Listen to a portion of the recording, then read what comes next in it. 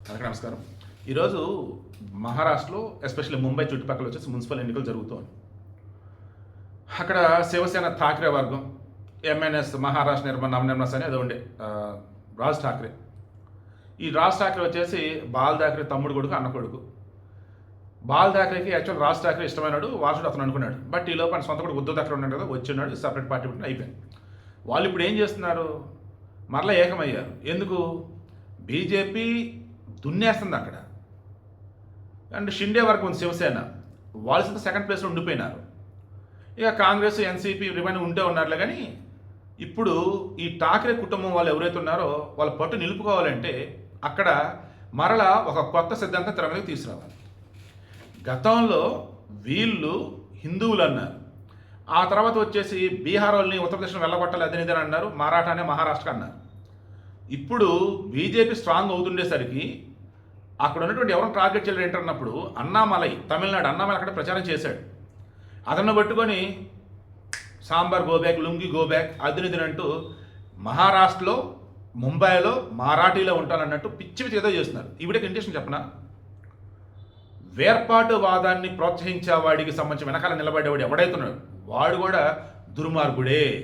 మన చుట్టుపక్కల ఉన్నటువంటి వాళ్ళు ఎవరైనా కానీ వాడు భారతీయుడు అనే విషయం మరిచిపోయి మా ఏరియాకి ఎవడరా అక్కడి నుంచి వచ్చాడు, ఏడు ఉండటానికి నువ్వెవడు అదరిద్రం అంటున్నాడంటే వాడు విధ్వంసానికి పాల్పడేవాడు, దేశం చిచ్చు పెట్టేవాడు.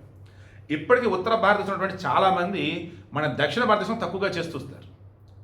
అందుకే మన దక్షిణ భారతదేశంలో ఎస్పెషల్లీ తమిళనాడులో వచ్చేసి వీళ్ళది ఎక్కువైనట్టు చెప్పుకుంటూ వాళ్ళు ఉత్తరాదం తగ్గిస్తూ మాట్లాడతారు. మేము హిందీ నేర్చుకుని మా దగ్గర పానీపూరి అమ్ముకుంటున్నారని చెప్పేసి తమిళ వాళ్ళు అంటారు. ఈరోజు ఏకంగా ఉత్తర భారతదేశంలో ఆడవాళ్ళు వచ్చేసి వంటికి పరిమితం అవుతారు. బట్ మా సౌత్లో ఎస్పెషల్లీ ద్రవిడ సిద్ధాంతాన్ని ఫాలో అవుతున్నటువంటి ఆడవాళ్ళు ఉద్యోగాలు చేస్తుంటారు. ఉత్తరాదిలో ఉన్నటువంటి ఆడవాళ్ళు ఏమో ఇండ్లు శుభ్రం చేసుకోవడానికి, పిల్లలకు అనడానికి ఇంటికి పరిమితం అంటారు. అంటూ వాళ్ళు రెచ్చగొడుతూ ఈలోపు ఈ ఠాక్రే వర్గీయులు వాళ్ళు వచ్చేసి లుంగి బ్యాచ్ గో బ్యాక్ అంటూ ఇక్కడ అసలు మేము ఎవరిని ఉండేమంటూ ఆ ఠాక్రే కొడుకు, ఏది రాజ్ ఠాక్రే కొడుకు, వాడొచ్చి అంటాడు మా గవర్నమెంట్ కనుక వచ్చింది అంటే ఇక్కడ మరాఠీలు తప్ప ఇంకెవరు ఉండరని అంటాడు. Mumbai financial capital of India, it's international city. Annamalai అదే అన్నాడు, అరే నాయన ఇది మరాఠీలు అంటావేంటారా బాబు, ఇది ఇంటర్నేషనల్ సిటీనా నాయన, పేరుకే మహారాష్ట్ర ముంబై, బట్ ఇది ఫైనాన్షియల్ క్యాపిటల్ రా బాబు ఇండియాకి, ఇక్కడ ఎవరైనా ఉండొచ్చు, ఎవరైనా వెళ్ళొచ్చు, ఇది మనదరా బాబు అని చెప్పి సావేలో చెప్తే నువ్వు అలా చెప్పడానికి వెళ్ళి ఏరియాకి వెళ్ళి అదేందని అంటున్నప్పుడు అన్నామల అన్నాడు, రాండ్రా నేను వస్తాను, ఏం చేస్తారు చేసుకుంటారా అన్నాడు. సింపుల్ అండి, నేను చెప్పాల్సింది ఏంటి తెలుసా, ఏ రాజకీయ నాయకుడైతే తన స్వప్రయోజనాల కోసం ప్రాంతీయవాదాన్ని, మతాన్ని, రిమైనింగ్ మరికొన్ని రెచ్చగొడుతూ ఉంటాడు, వాడు వెనక కనుక మీలాంటి వాళ్ళు ఎవరన్నా కనుక ఉన్నారు అంటే మీరు కూడా నాశనం అయిపోతారు. బట్ ప్లీజ్ మనమంతా భారతీయులు. సందర్భం వచ్చినప్పుడు నేను కూడా చెప్తూ ఉన్నా, ఉత్తర భారతదేశం దక్షిణ భారతదేశం ఉన్నప్పుడు ఉత్తర భారతదేశం చాలా క్రూయల్గా ఉంటారు, కొన్ని విషయాల్లో చాలా వెనకబడి ఉంటారని ఒప్పుకుంటాను నేను కూడా.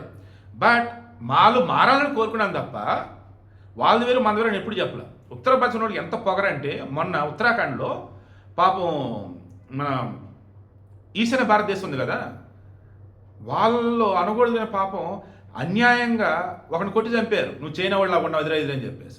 ఇప్పటికే అండి పాపం మణిపూర్ కానీ, మిజోరాం కానీ, నాగాలాండ్ కానీ, అరుణాచల్ ప్రదేశ్ కానీ, వీళ్ళు త్రిపుర కానీ వీళ్ళు ఏమంటారంటే ఇండియాలో ఉన్నటువంటి భారతీయులు ఎవరైతే ఉన్నారో వారు మమ్మల్ని చైనీయులు అంటారు, నేపాలీలు అంటూ ఉంటే బాధేస్తుంటుంది మాకు, మేము భారతీయులం కాదని చెప్పేసి వాళ్ళు అంటారు. అటువంటి వాళ్ళు కూడా తక్కువ చేసి చూసే బ్యాచ్ ఉత్తర భారతదేశం బ్యాచ్. వాళ్ళు ఇప్పుడు మరల మన మీద పడతాం సౌత్ మీద. బట్ మోడీ ఉన్నాడు అక్కడ, అన్ని చక్కబెడతాడు. ఇప్పుడు మున్సిపల్ ఎన్నికలకు సంబంధించి బీజేపీ పాగా వేద్దాం చూస్తుంది. బట్ బీజేపీకి అడ్డుకట్ట వేయాలి అన్నప్పుడు ఆబ్వియస్లీ ప్రాంతీయవాద రెచ్చగొట్టాలని చెప్పేసి మహారాష్ట్ర రాజధాని బాంబే, దట్ మీన్స్ ముంబై, ఈ ముంబై అన్నప్పుడు మరాఠీలదే, మిగతా వాళ్ళంతా గోబ్యాక్ వెళ్ళిపోయి హడావుడు మొదలెట్టేశారు. ఇదేనండి చిల్లరగాళ్ళు రాజకీయాలు చేస్తున్నంత కాలం ఇలాగే ఉంటాయి. పద్ధతిగా హుందాగా రాజకీయం చేస్తే ఆబ్వియస్ అంతా సపోర్ట్ ఇస్తారు. విభజనవాదం, మతం, ప్రాంతం, ఇక భాష, ఇటువంటి వాటి చుట్టూ తగిన తిరుగుతున్నారు అనుకోండి, నడిచింది కొంతమేర నడిచింది, ఆ తర్వాత ఆటోమేటిక్గా ఎండ్ అయిపోయింది అక్కడితో. అండ్ ఫైనల్లీ ఇప్పుడు జరుగుతున్న ముంబై ఎన్నికలు ఉన్నాయి కదా, కార్పొరేషన్ ఎన్నికలు, ఎవరు గెలుస్తారంటారు? నేనైతే బీజేపీ అంటాను, మీరేమంటారు? కింద కామెంట్లో తెలియచేయండి.